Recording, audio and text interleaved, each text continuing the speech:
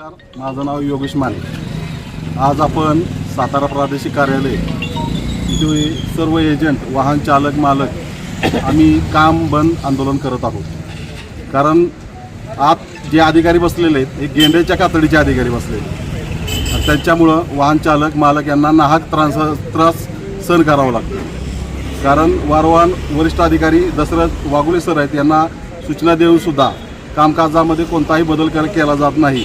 एकही अधिकारी इथं उपलब्ध नसताना ही आपापल्या कामात व्यस्त असतात. पण इथं जे एजंट आणि वाहक आणि RTO यांच्यामध्ये एजंट म्हणून जो काम करत असतो याला नाहक त्रास सहन करावा लागतो. याच्यावर प्रशासनानं वरिष्ठ अधिकारी आहेत यांच्यावर कारवाई करावी एवढीच मी तुम्हाला विनंती. 20 वर्ष झालं RTOचं काम करत आहे.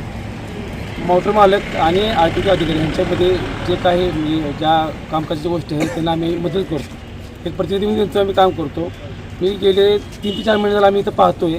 तर आतले अधिकारी जे आहेत, जे आता संबंधित बदलून आलेले आहेत, 1 वर्ष झालं, 2-2, 3-3 महिने कोणताही अधिकारी कोणत्याही पेपरचं काम करत नाही किंवा कुठल्याही मोटर मालकाचं काम करून देत नाही. एकदम अचानक पैशाची मागणी करणे किंवा काही गोष्टींना त्रास देणे, 2-2 महिने कुठल्या पेपरला सही न करणे आणि जागेवरती कोणीही उपस्थित राहत नाही. आतमध्ये तुम्ही आता जाऊन परिस्थिती पहा, आतमध्ये एकही क्लार्क किंवा कुठलाही अधिकारी जागेवरती नसतो आणि आमची कामाची खूप भयंकर परिस्थिती चाललेली आहे.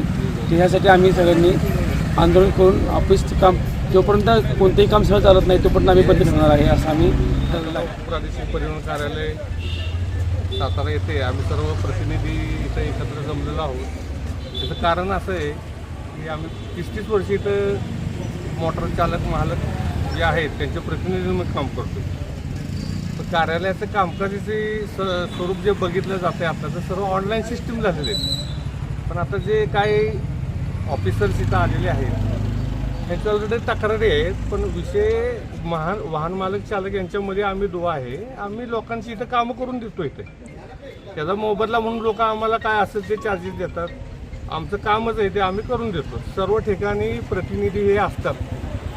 तुम्ही कोर्टात गेला तर तिथं प्रतिनिधी आहेत, LIC मध्ये गेला तर तिथं प्रतिनिधी आहेत, डॉक्टरला कंपाऊंडर प्रतिनिधी आहे. आम्ही सर्व प्रतिनिधी आहेत. वाहन मालक, चालक लोकांना काही कळत नाही पेपर्समधलं. परिस्थिती ऑनलाईन झालेली आहे तरी हे अधिकारी आता काय करतात, पेपर्स ऑर्डर्स हे आठवड्यात देत नाहीत, कार्यालयात हजर नाहीत. यांची मनमानी, तर फक्त तोंडी उत्तरे दिली जातात.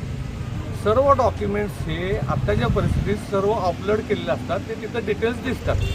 आज 15 दिवस झाले लोकांचे ड्रायव्हिंग स्कूलचे रिन्यूचे लायसन्स पडून आहेत. एखाद्याचा जर अपघात झाला तर ह्याला जबाबदार कोण राहणार आहे? आणि मग त्याची केस जर पुढे गेली तर हे अधिकारी कुठलं लक्ष देणार नाही. आम्ही यांना वारंवार जाऊन भेटलेलो आहे, RTO साहेबांना भेटलेलो आहे. ह्यांना आम्ही कळवलेलं आहे की बाबा कार्यालय सुधारणा करा. आम्ही साताऱ्यातली लोक, जर साताऱ्यातली लोक शांत बसतात तर हा क्रांतिकारी सातारा आहे. आम्ही इथं आंदोलन करणार. ह्याच्या पुढं आम्ही ह्यांना निवेदन देणार. जर ह्यांनी ऐकलं नाही आमच्या पद्धतीनं आम्ही कामबंद आंदोलन करून साताऱ्यात 8 आमदार आहेत. सर्व आमच्या साताऱ्यातले सर्व लोकांना एकत्र घेणार, महाराजांकडे दोन्ही जाणार. सर्व आमदार कोण आहेत, परिवहन मंत्री ह्यांना करणार आणि यांचे तात्काळ इथलं बदली करा. जे लोकसेवक आहेत, वाहन मालक, चालक संघटना, वाहन मालक, चालक ह्यांना त्रास होऊ नये अशी यांनी सेवा द्यावी. आमची एवढीच इच्छा आहे. ह्यांनी कामकाज लोकांना व्यवस्थित करून द्यावेत. लायसन असेल, कुठले असेल, काही आमचं ह्यात मागणं नाही. पण अडवणूक जर होत असेल काही गोष्टीसाठी तर ते आम्ही काय सहन करायचे? आम्हीच आमच्या लोकांना त्रास दिले का झाले आणि प्रतिनिधी बदनाम होतो यात कारण नसताना. जो तो उठतोय प्रतिनिधीला बदनाम करतोय. आमचं काम एक आहे, शासन आणि वाहन मालक यांच्यामधले आम्ही दुवा आहे. ते आमचं काम आहे आणि ते करतोय. हे सगळीकडेच आहे. पण प्रतिनिधीला बदनाम करतो. आता 2 दिवसाने हे डिक्लेरेशन तुम्हाला असं देतात की या ऑफिसमध्ये इथं कोण एजंट ठेवले नाहीत, डायरेक्ट येऊन काम करून दाखवा. यांनी करून दाखवावं. जर प्रतिनिधीला जर अडथळा येतोय, बाकीच्या गोष्टी ह्यांना पुरवल्या, आमचीच कामं होणार तर लोकांची काय होणार, जनतेची काम? तर ह्या संदर्भात आम्ही 2 दिवस यांची वाट बघणार. यांनी जर सुरळीतपणा आणला नाही तर आम्ही वरिष्ठांना कळवणार आहे, आयुक्तांना कळवू आणि यांची तात्काळ बदली इथून करा. सातारा जिल्ह्यातल्या सर्व वाहन मालकांना ह्यातनं कुठंतरी एक दिलासा मिळावा. किती हलपाटे घालावेत, प्रत्येक गोष्टीत प्रॉब्लेम आहे इथं. तर एकच विनंती राहील तुमच्यामार्फत की आम्ही लोकांसाठी आहोत, इथं लोकांचं काम करतो आणि लोकांसाठी इथं जनतेसाठी आम्ही भांडत आहोत. त्यामुळे आम्ही बंद केलेले. एकूण किती प्रतिनिधी आज सामील झालेले आहेत? टोटली 200 ते 250 प्रतिनिधी आहे आम्ही इथं. ते सर्वजण कामतो सगळ्यांनी ती बंद केले. ड्रायव्हिंग स्कूल आहेत, PUC संघटनाचे मालक आहेत, प्रतिनिधी आहेत. आज कामकाज ठप्प झालं असं आज पूर्ण ठप्प आहे. तुम्ही जाऊन तिथला महसूलची चौकशी जरी केली तरी तुमच्या लक्षात येईल की किती महसूल गोळा झाला आहे त्यांचा.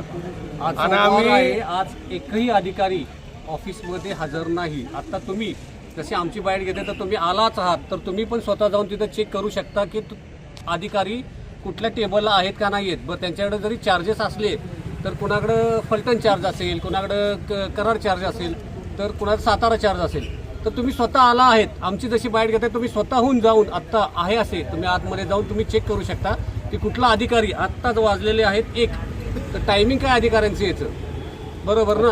तर आलेले आहेत का